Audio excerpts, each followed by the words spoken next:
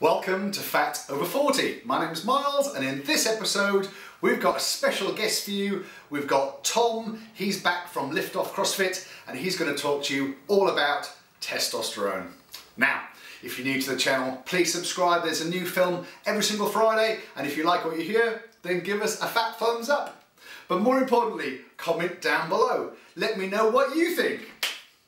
Now, most of you will have heard of testosterone from biology lessons, but you know, we're not talking about testosterone during puberty. We're talking about how you need to increase your testosterone, certainly as you get older in life. It plays a really important role in muscle development and fat loss, so it's worth listening to. Now, ladies out there, this may not be a video that's specifically for you, but it certainly, I would have thought, affects your husbands or your significant others, so it's probably worth sharing this video with them. There's 4 big tips at the end in terms of how they can improve their testosterone levels, so you know, there may be something in it for you later. You never know. So, with no further ado, let's hand over to Tom, and he's going to run us through exactly what testosterone is all about. Testosterone is the male sex hormone, and so it is a hormone that is released in the body by the testes, and essentially a hormone is a chemical. Generally, for men, the male sex hormone, testosterone, will decrease as we get older. So between the ages of 18 to 30, roughly, depending on the individual, that's when we're at our peak in terms of testosterone production. And from 30 onwards, men start to see a decline. Certainly from 35 years onwards, there's a definite decline in testosterone levels. Yes, women have testosterone. They produce it in much smaller amounts than men. Their primary sex hormone is estrogen, and likewise men do produce estrogen, but much less than women.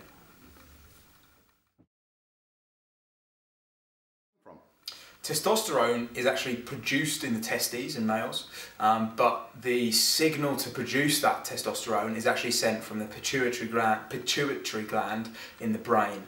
So it's actually the brain that controls the production of testosterone. No, you don't find testosterone in food, so no. So there's a number of ways that we can make more of it, and I think the biggest thing to think about there for me would be sleep and strength training. So sleep can help you improve testosterone levels.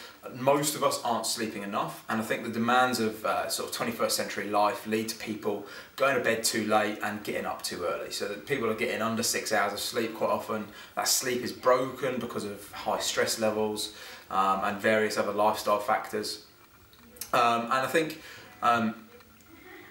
in terms of sleep, we underestimate how important it is, not just for testosterone production, but also for fat loss, stress regulation and recovery from any sort of physical training, really.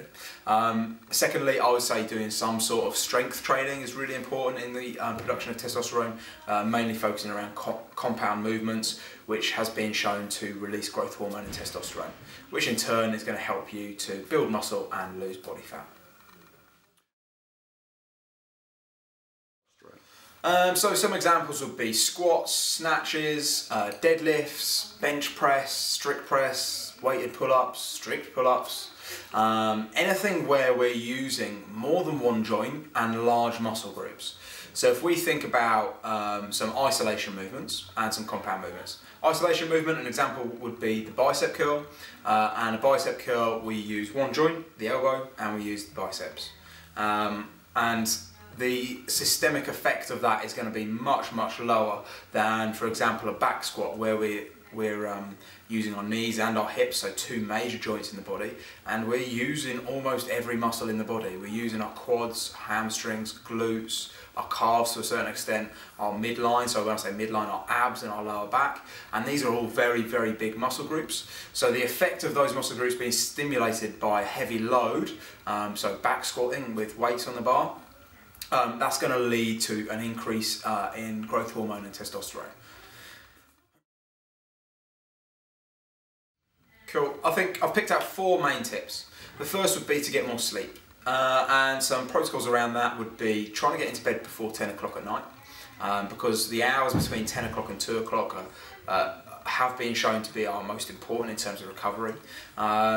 And also trying to avoid blue light before bed, and blue light is the light that's produced by your television, your phone, and generally any electrical devices with a screen, and that can actually signal our brain that it's not time to sleep yet. What we want to do is we want to be in maybe a darkened room, so lights dimmed, candles on, very sensitive, and we want to think about getting ourselves ready for sleep, and that signals the release of another hormone called melatonin in the brain, and that leads to us sleeping a lot better.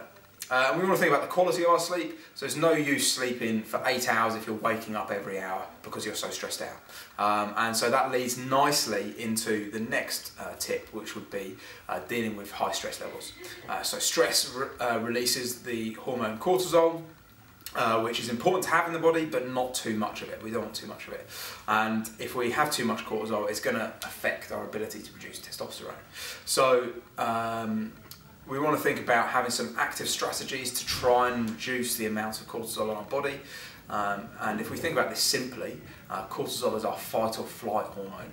And so in days gone past, we sort of saber-toothed tiger and we released a huge amount of cortisol and we got ready to fight or to run away.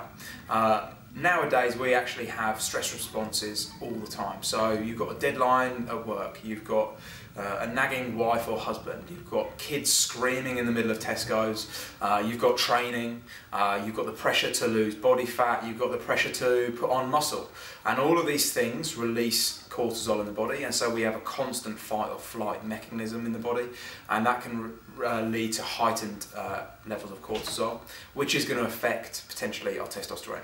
It also affects loads of other things and can lead to a lot of fat gain as well, which also affects the production of testosterone. So trying to lower our stress levels using some meditation, some Pilates, light aerobic work, and by that I mean like a long walk on a Sunday somewhere peaceful, not smashing yourself in hill sprints, and just generally trying to find time to actually relax. Third tip would be strength training. We want to use as much musculature in the body as possible, so using compound movements which are using numerous joints and large muscles, so back squats, deadlifts, snatches, cleans, anything where we're moving a large load through a large range of motion. Fourth would be to have a good diet. So all of the general rules apply. Eating a good variation of meat, eating lots of greens, and limiting our starchy carbs to around training. And even then, when we're having our starchy carbs, we want to be focusing on things like potatoes, whole grain rice, maybe some white rice as well, but avoiding fried foods and all of the normal junk food that we shouldn't be eating. So to recap, 4 things that we can do to help increase testosterone: more sleep, more strength training, less stress, and a better diet. So a big thank you to Tom, who owns LiftOff CrossFit. I'll put a little link in the description down below if you are interested in checking them out. I've also got some news about the biggest Get Healthy collaboration on YouTube. Yes, it's back. It's going to be back on the 15th of Feb, so next week, where we've got another video coming at you, so look out for that one. Now, my next video next week is going to be about my DNA results. Yeah, I've had my DNA tested to see how I perform when it comes to sport and physical exercise, and how I react to food. So it's going to be really interesting to see what the results are. So I'm looking forward to that. Now, if you haven't seen my 2-year journey review, then click here. If you haven't seen what I eat in a day to hit my 2,000 calories, then click here. And if you haven't already subscribed, what are you waiting for? Click here. And if you make one change this week, increase your testosterone levels so you don't die fat.